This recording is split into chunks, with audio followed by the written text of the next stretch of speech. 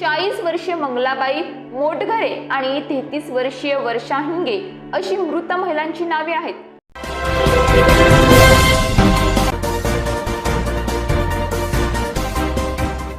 नागपूर जिल्ह्यातील रामटेक तालुक्यातील चारगाव शिवारात शुक्रवारी दुर्दैवी घटना घडली। वीज कोसळून 2 महिला शेतमजुरांचा जागीच मृत्यू झाला आहे, तर 5 महिला गंभीर जखमी झाल्या आहेत। शेतात रोजंदारीवर धान रोवणीचे काम सुरू असताना अचानक आकाशातील संकटामुळे 2 कुटुंबावर दुःखाचा डोंगर कोसळला।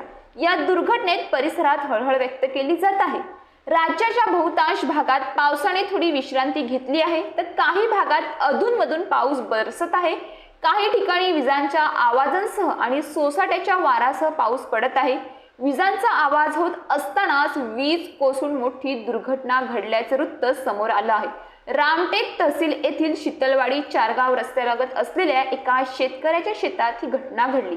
40 वर्षीय मंगलाबाई मोटघरे आणि 33 वर्षीय वर्षा हिंगे अशी मृत महिलांची नावे आहेत।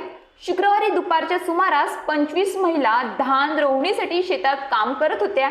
त्यातील 7 महिला जेवणासाठी थोड्या बाजूला झाडाखाली बसल्या होत्या। त्याच वेळी विजांच्या आवाजासह जोरदार पाऊस सुरू झाला।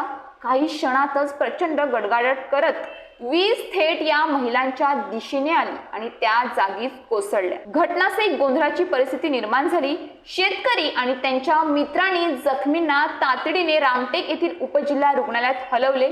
जखमींची प्रकृती गंभीर असल्याचे वैद्यकीय सूत्रांनी सांगितले आहे। त्यांच्यावर उपचार सध्या सुरू आहेत।